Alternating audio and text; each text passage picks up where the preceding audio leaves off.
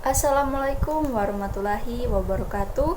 Shalom, selamat malam. Perkenalkan, nama saya Selvianti Beraa dengan NIM A321240006. Saya dari Program Studi Pendidikan Pancasila dan Kewarganegaraan, Fakultas Keguruan dan Ilmu Pendidikan. Saya dari kelas A, angkatan 2024. Baik, saat ini kita akan masuk dalam pertemuan keempat yang materi yang akan kita bahas saat ini adalah hukum adat dari mata kuliah pengantar hukum Indonesia dengan dosen pengampu. Dengan hormat saya sebut namanya Dr. Hasdin SPD MPD. Oke, baik, sebelum kita masuk ke materi yang lebih dalam yang akan kita bahas pada malam hari ini, sebelumnya kita menyimak terlebih dahulu apa sih pengertian dari hukum adat itu.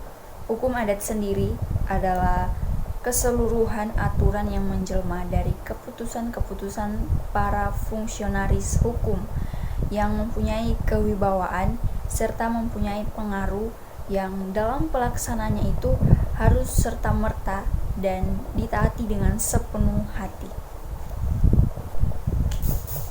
Oke, baik, di sini kita akan masuk dalam pembahasan materi di mana ada 6 poin yang akan kita bahas dari hasil pertanyaan hasil diskusi tadi.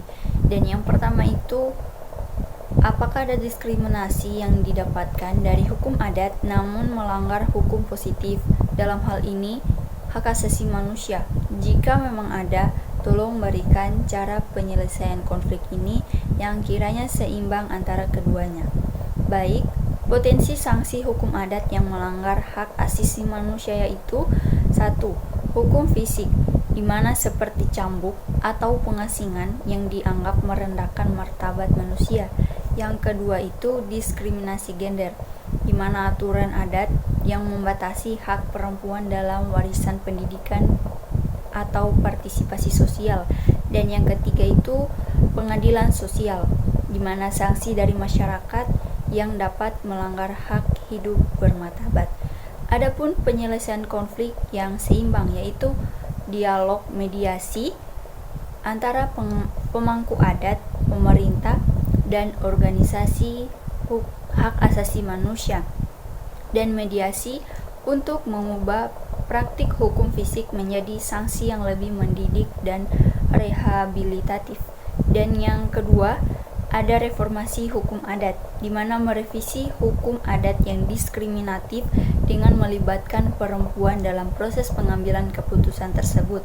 Dan yang ketiga, mekanisme reintegrasi, di mana menciptakan program yang membantu mereka ke masyarakat tanpa stigma.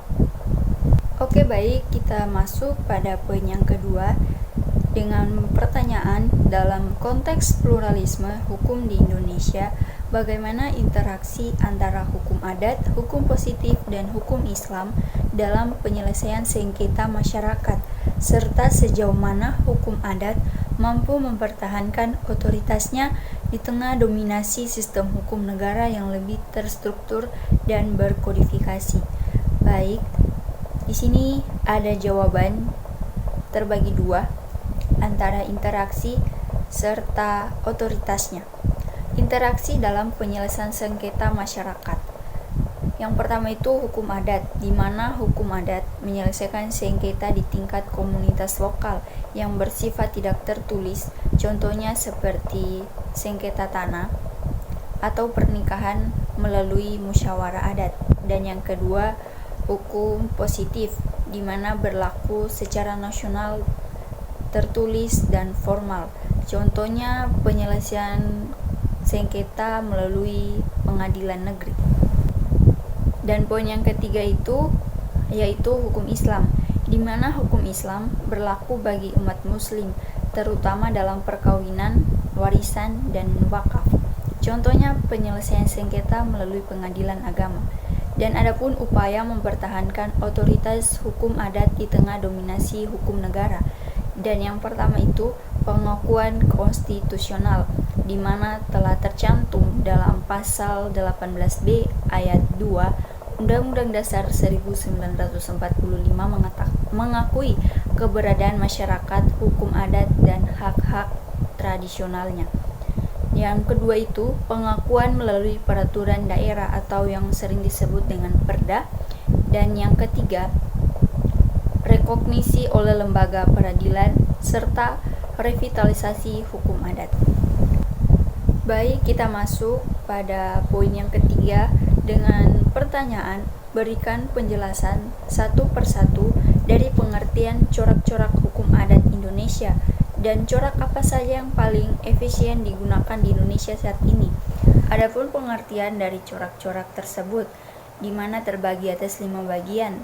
Yang pertama itu bercorak religius magis, yang artinya hukum adat dipenuhi oleh kepercayaan spiritual, agama, dan kekuatan gaib. Yang kedua, bercorak komunal atau kemasyarakatan, artinya menekankan kepentingan kelompok. Yang ketiga, bercorak demokrasi, artinya menekankan partisipasi aktif seluruh anggota masyarakat. Yang keempat, bercorak kontan atau tunai, artinya menekankan penyelesaian masalah itu transaksi secara langsung dan segera. Yang kelima, bercorak konkret, artinya menekankan penyelesaian masalah atau sanksi yang bersifat nyata.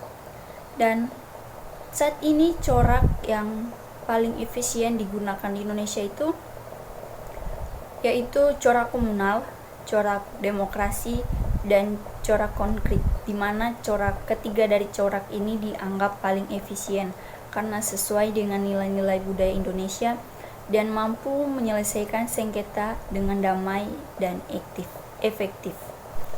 Baik, kita masuk pada pembahasan yang selanjutnya dengan pertanyaan, bagaimana peran negara dalam memastikan bahwa hukum adat tetap dihormati, tetapi tidak bertentangan dengan konstitusi dan hukum nasional.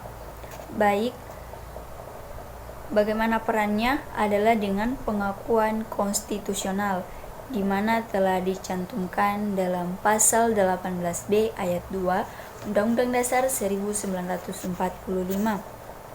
Konstitusi Indonesia mengakui keberadaan masyarakat dan hukum adat beserta hak-hak tradisionalnya sepanjang masih hidup dan sesuai dengan prinsip Negara Kesatuan Republik Indonesia. Dan adanya harmonisasi hukum, dialog dan mediasi, pendidikan dan sosialisasi, penguatan lembaga adat, serta pengawasan dan evaluasi.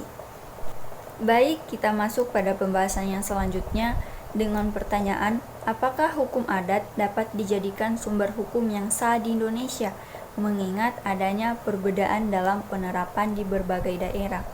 Baik, hukum adat dapat dijadikan sebagai sumber yang sah di Indonesia, tetapi dengan beberapa syarat. Adapun syaratnya, yang pertama, masih hidup dan diakui oleh masyarakat setempat. Yang kedua, tidak bertentangan dengan hak asasi manusia dan konstitusi. Yang ketiga, selaras dengan kepentingan nasional dan prinsip Negara Kesatuan Republik Indonesia. Baik, kita masuk pada pembahasan yang keenam, di mana dengan soal apakah hukum adat masih relevan dalam masyarakat modern yang semakin kompleks saat ini.